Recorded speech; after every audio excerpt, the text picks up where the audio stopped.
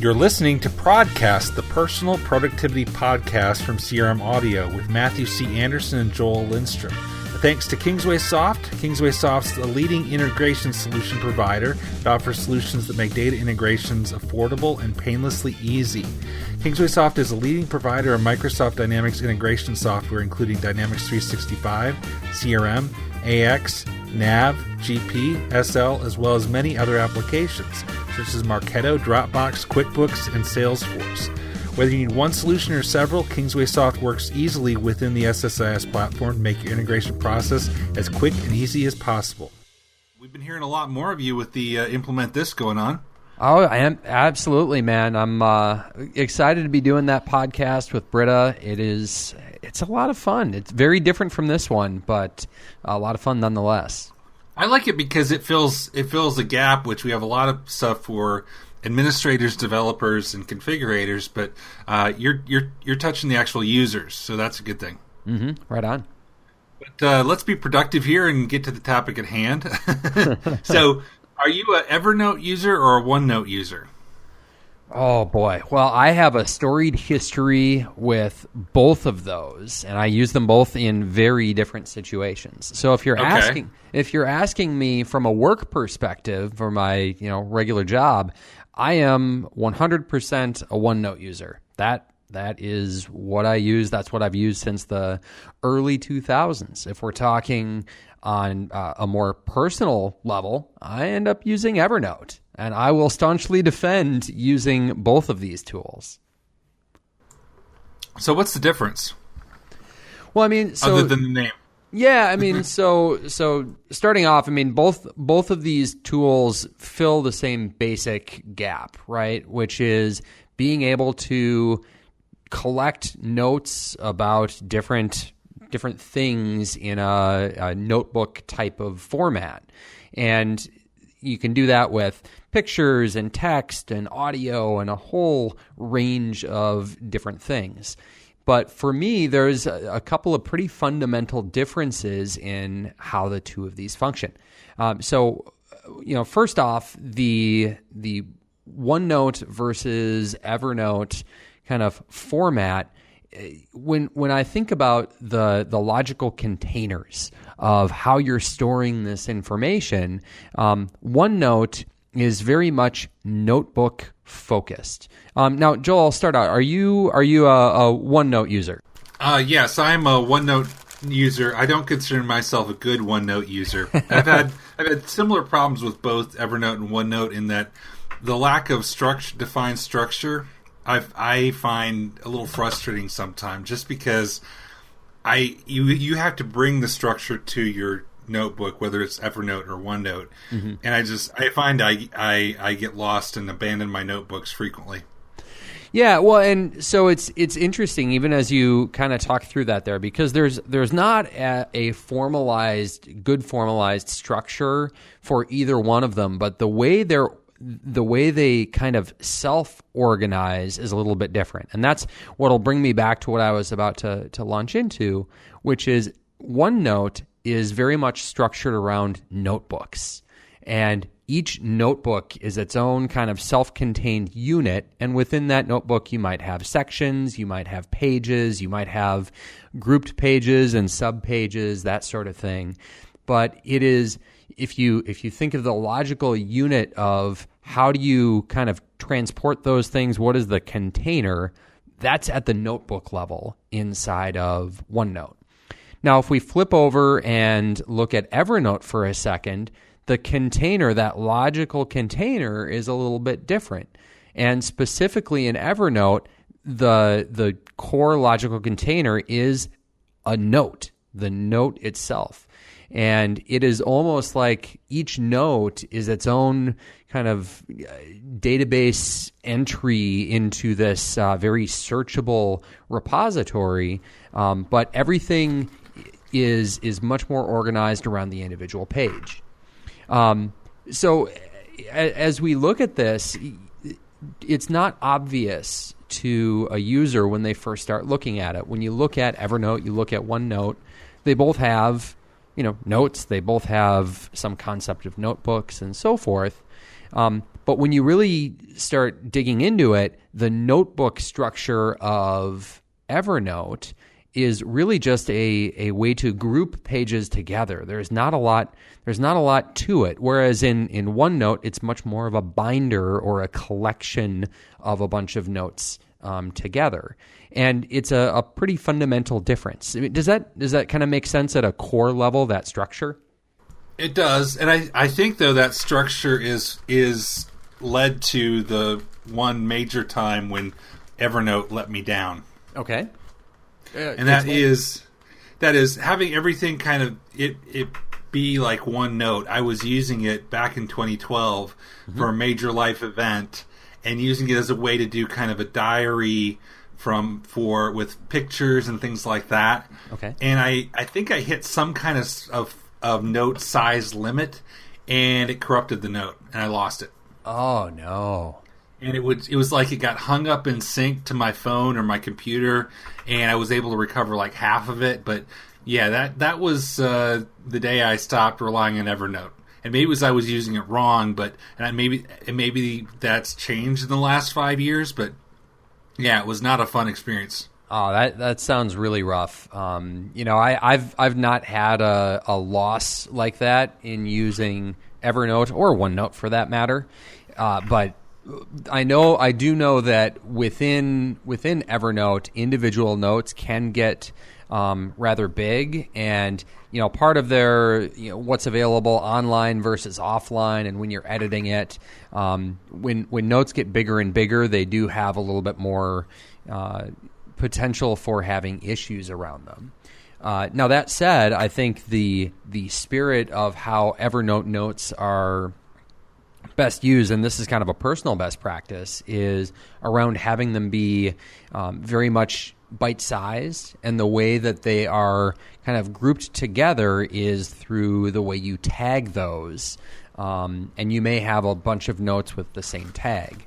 Now we've talked in previous episodes of ProdCast about the tagging capabilities within OneNote, and it's a little bit different between OneNote and Evernote on tagging, because in OneNote, you're tagging like an individual line or entry that happens to be within a note, that happens to be within a section, that happens to be within a notebook.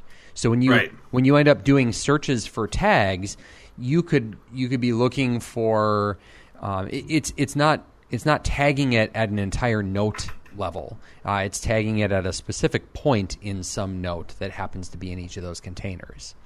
Whereas with Evernote, the tags that are in that are used to tag the entire note itself.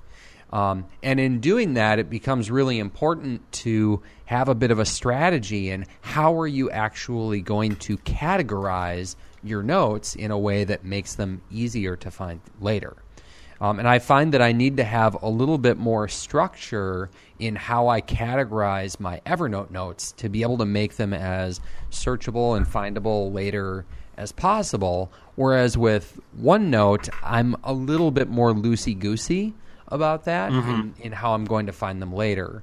Because I usually have a sense of, okay, what notebook did I actually have that in and why? Which is, when you think about it, that's its own way to be able to tag or categorize, a note is, well, you put it in a certain notebook. That's an implied categorization. But it's fundamentally a little bit different because of how you kind of move those pieces around between the two different apps. So you said you use Evernote for your personal notes. What are some examples of some types of personal notes you have? Because I've been thinking of it. I think my system is I use OneNote notebooks in OneDrive for business for work, and I use notes in OneNote on OneDrive personal for my personal stuff. But I've been thinking about it. I don't really do a lot of personal notes. I mean, I will scan things, but I usually scan them to OneDrive and just have the files. I will sometimes do like open Notepad and type a quick note if I have some information that when I look at this file, I need to look at this. I guess I could move that to a Evernote or OneNote. What are some examples of personal use of of either OneNote or Evernote that you do? Sure. So I'll start in Evernote and the examples of some of the personal notes that I take there. I've talked in previous episodes of ProdCast. We can kind of link back to them, but around my weekly planning process. For me, that exercise that I go through of kind of looking back at the previous week, looking forward to the upcoming week, each of those start out as a note inside of Evernote. And it makes it very searchable, easy to be able to find those. So I have that as kind of that, if you think about it, it's the personal kind of guidepost that I'm using, a way to be able to think of where am I actually at, what are those waypoints as I'm going through week to week to week. I also use Evernote to capture a lot of those ideas. I might read about something and think of, it would be cool to learn this or that thing or this or that skill or this or that topic is intriguing to me and I want to know more. But I know I don't have the time to do that right now. So if you think about categorization of things that you want to do, this falls into the maybe someday type of category. Well, I collect those inside of Evernote to be able to make those easier to find later. I used to do that same kind of thing, but I got away from it because I found if I put it in there, since that was different than my to-do list, Wunderlist, I would forget about it. It would just sit there and I wouldn't do anything with it.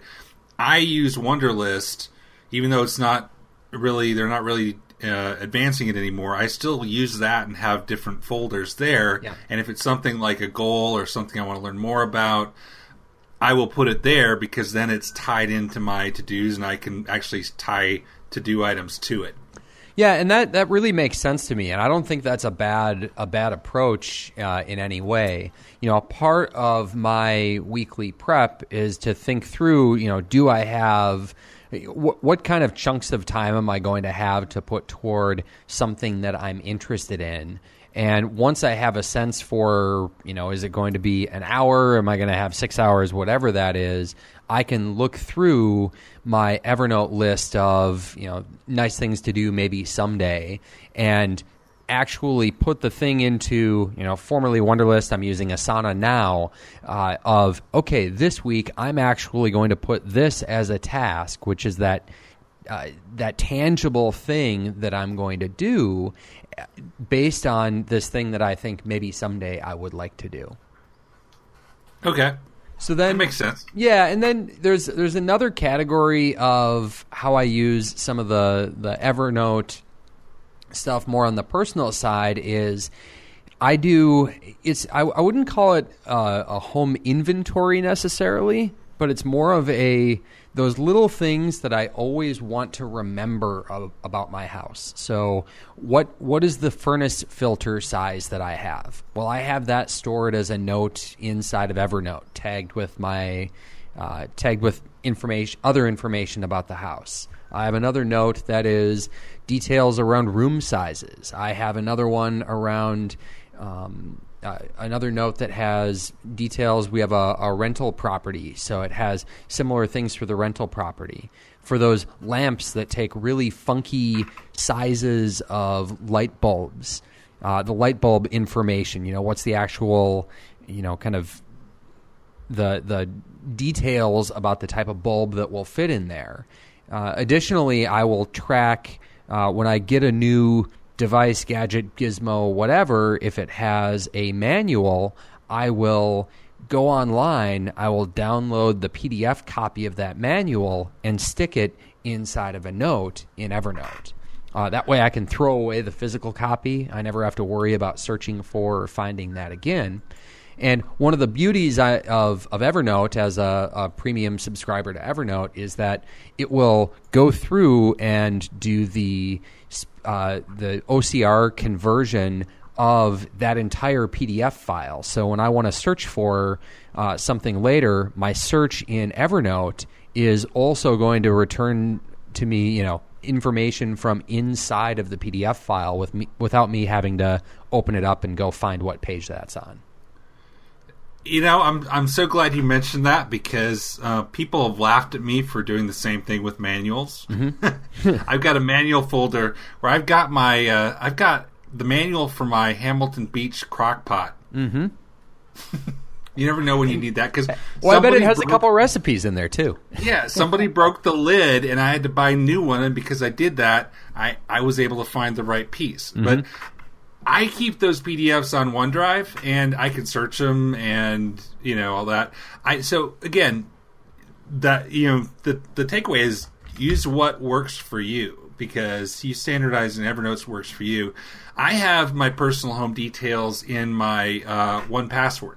Okay. Because I have passwords associated with, my accounts for different, gas company, electric company, etc. Mm-hmm. The logins to Lowe's.com, etc. And so having that there, and it has the idea of a secure note where I can store serial numbers and software keys and all that stuff. It just gives me a nice centralized place that's available from my phone or whatever, which Evernote would be the same way. So, yeah, I like the idea. I go about it a little bit differently, but that is that's the same kind of thing I do. Yeah, right on. And I think the one category I use Notebook for is any kind of home project. I'm going to be taking a big trip, and so I want to store the family's airline tickets and the hotel information, and be able to share all that with my wife and anybody else that's going with us. That either the Evernote or the OneNote are very helpful for that, for personal reasons too. Yeah, I wish we lived in an age where we could just trust the automatic notifications that either Outlook or Google are going to pull out of there and give you kind of those smart cards on your calendar. Those are great until you have any kind of last minute change, and then you can't trust anything that's out there. Or you change your device's time zone, and then they all get screwed up. Exactly. All right. So yeah, that's helpful. So try them both, I say, and you'll find they're both good for different things. I think anything work related that you need to share with someone else, I think OneNote wins pretty hands down. Yeah, especially if you're on Office 365 or just familiar with the Office platform. It ties in so nicely to the rest of the Microsoft suite that I wouldn't recommend anything other than that. And it's Microsoft has really stepped up their game with adding features to keep up with Evernote. They have the OCR feature now as well, where you can search in the pictures. And I think it's been a big success for them, because I rarely go to a meeting or get on a plane where I don't see somebody have Evernote up on their computer, their phone, their iPad, whatever. Yeah, rock on. All right, so I'm feeling a little tired, Matthew. Should I take a nap? Is that productive?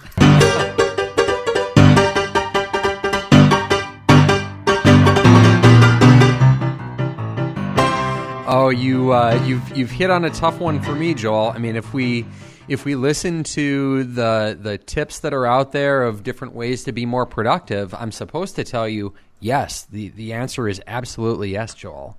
But if you're asking me personally, I say no. Skip the nap. The nap is not going to do it. You are going to be worse off for the wear. Focus on leaving it all out on the playing field during the day and get a good night's sleep overnight. Now, okay, let's get specific. How long of a nap? What time of day? What have you tried? Well, I will start by saying I am not a good napper in general. This is something that I really I put in the effort to try to make napping work for me. I've tried a 15-minute nap, kind of that power nap. I've tried the 45 to an hour nap. I've tried the just rest, even if you're not actually asleep, just try resting.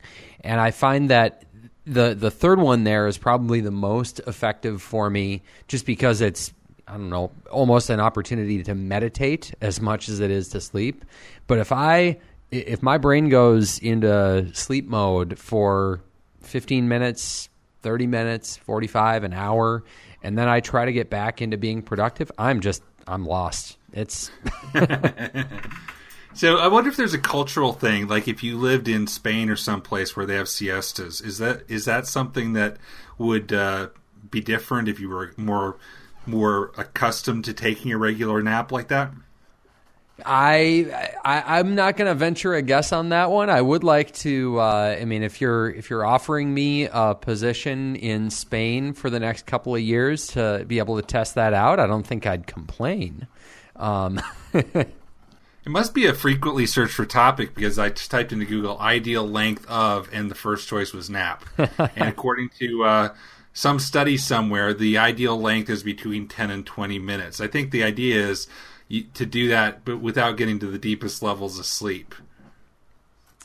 You know, because I agree. If it's like Sunday afternoon or Saturday afternoon, if you don't have a lot going on and you just zonk out for 2 hours, I don't know what time of day it is, and I don't know where I am, and you just feel kind of rough. If it's maybe 10 minutes, or you're not really deep sleeping, then I think that's okay.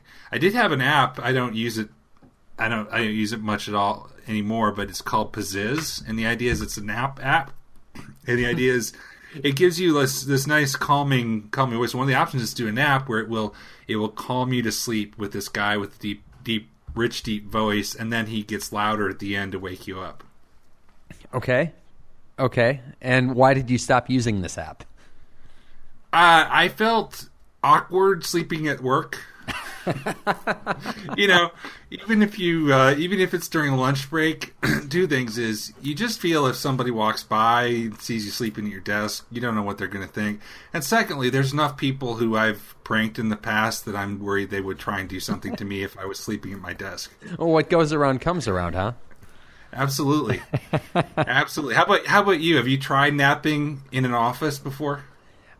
So a couple of positions ago, I worked at a company where they had a literal room that was called the quiet room, where you could go and take that brief nap, or if you had to take a personal phone call in a kind of quiet, darker space, that was there.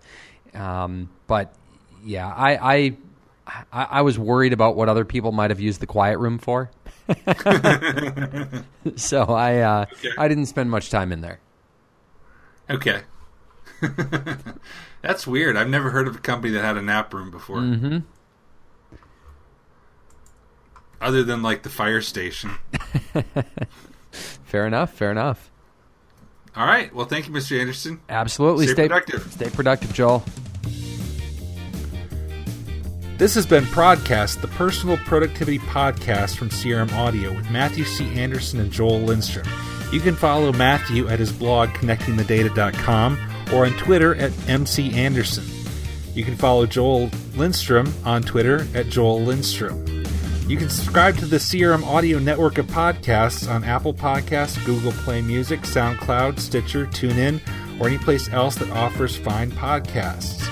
This podcast is a production of Dynamic Podcasts, LLC.